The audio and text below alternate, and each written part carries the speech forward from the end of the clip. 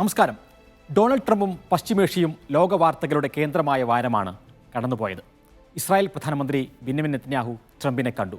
Gaza ഏറ്റെടുക്കുമെന്നും അവിടേക്ക് US സൈന്യത്തെ അയക്കുമെന്നും കടൽ തീര സുഖവാസ കേന്ദ്രമാക്കുമെന്നും ട്രംപ് പ്രഖ്യാപിച്ചു.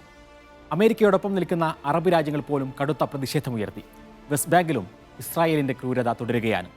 അനധികൃത കുടിയേറ്റക്കാർക്കെതിരായ ട്രംപിൻ്റെ നടപടികൾ കർക്കശമായി നടപ്പിലാക്കുന്നു.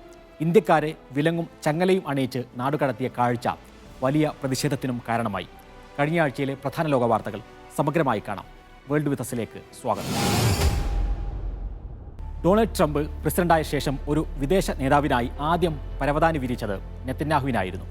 യുദ്ധത്തിൽ തകർന്നടിഞ്ഞ ഗസ പിടിച്ചെടുത്ത് ഫലസ്തീൻകാരെ ഒഴിപ്പിച്ച ശേഷം അതൊരു കടലോര സുഖവാസ കേന്ദ്രമാക്കി മാറ്റും എന്നാണ് നെതന്യാഹുമായുള്ള കൂടിക്കാഴ്ചയ്ക്ക് ശേഷം ട്രംപ് പ്രഖ്യാപിച്ചത്. ഗസക്കാരെ ശാശ്വതമായി ആട്ടിപ്പായിക്കുന്ന പദ്ധതിയാണിത്. തികഞ്ഞ വംശഹത്യക്കായുള്ള ആസൂത്രണം. റിയൽ എസ്റ്റേറ്റ് മേഖലയിൽ കഴിവ് തെളിയിച്ച ട്രംപ് ഫലസ്തീനികൾ വെച്ച് എന്ത് കളിക്കാണ് ഒരുങ്ങുന്നത് എന്നതാണ് ചോദ്യം.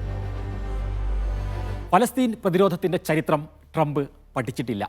ഫലസ്തീനികൾ സുഖം തേടി പോയിരുന്നു എങ്കിൽ 75 വർഷം കഴിഞ്ഞിട്ടും ഫലസ്തീൻ പ്രശ്നം ഇങ്ങനെ കത്തി നിൽക്കുമായിരുന്നില്ല.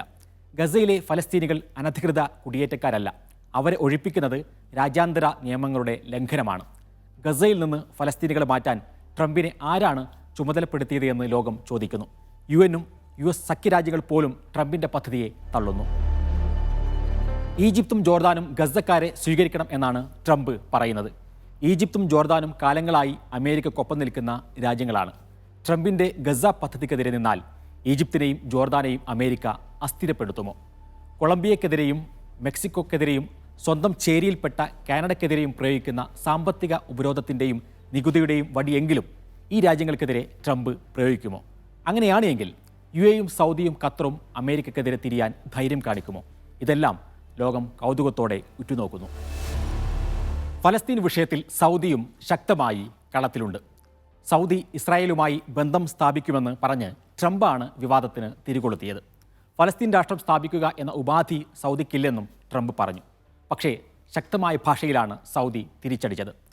ഖുദ്സ് ആസ്ഥാനമായി ഫലസ്തീൻ രാഷ്ട്രം സ്ഥാപിക്കപ്പെടാതെ ഇസ്രായേലുമായി ബന്ധം സ്ഥാപിക്കുന്ന പ്രശ്നമില്ലെന്ന് സൗദി അറേബ്യ പ്രഖ്യാപിച്ചു. ഫലസ്തീൻ രാഷ്ട്രം വേണമെങ്കിൽ അത് സൗദിക്കുള്ളിൽ തന്നെ സ്ഥാപിക്കൂ എന്നായിരുന്നു നെതന്യാഹുവിൻ്റെ പ്രതികരണം.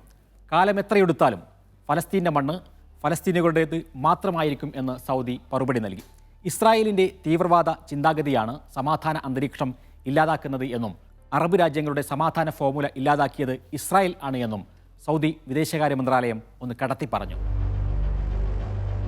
അന്താരാഷ്ട്ര ക്രിമിനൽ കോടതി അറസ്റ്റ് വാറന്റ് പുറപ്പെടുവിച്ച ഘട്ടത്തിലാണ് അമേരിക്ക നെതന്യാഹുവിനെ ഒന്നാം അതിഥിയായി സ്വീകരിച്ചത്. എന്നു മാത്രമല്ല, ഗസ വംശഹത്യ തുറന്നുകാട്ടിയ അന്താരാഷ്ട്ര ക്രിമിനൽ കോടതിക്ക് ഉപരോധം ഏർപ്പെടുത്തുക കൂടി ചെയ്തു ഡൊണാൾഡ് ട്രംപ്. ഇസ്രായേലിനും അമേരിക്കയ്ക്കും എതിരെ കേസുകളിൽ ഇടപെടുന്ന ICC ഉദ്യോഗസ്ഥർക്കാണ് ഉപരോധം. ICC-യും യൂറോപ്യൻ യൂണിയനും ട്രംപിൻ്റെ തീരുമാനത്തിനെതിരെ ശക്തമായി രംഗത്തു വന്നു. ഗസയിലെ ഒന്നാം ഘട്ട വെടിനിർത്തലിൻ്റെ ഭാഗമായുള്ള ബന്ദി കൈമാറ്റം പൂർത്തിയായിരിക്കുന്നു. വെടിനിർത്തലിൻ്റെ രണ്ടാം ഘട്ട ചർച്ചകൾ ദോഹയിൽ ആരംഭിക്കുകയും ചെയ്തു. അതിനിടെ ഖലീൽ ഹയ്യ ഉൾപ്പെടെയുള്ള ഹമാസിൻ്റെ മുതിർന്ന നേതാക്കൾ ഇറാൻ പരമോന്നത നേതാവ് ആയത്തുള്ള അലി ഖാംനായിയുമായി കൂടിക്കാഴ്ചയും നടത്തി.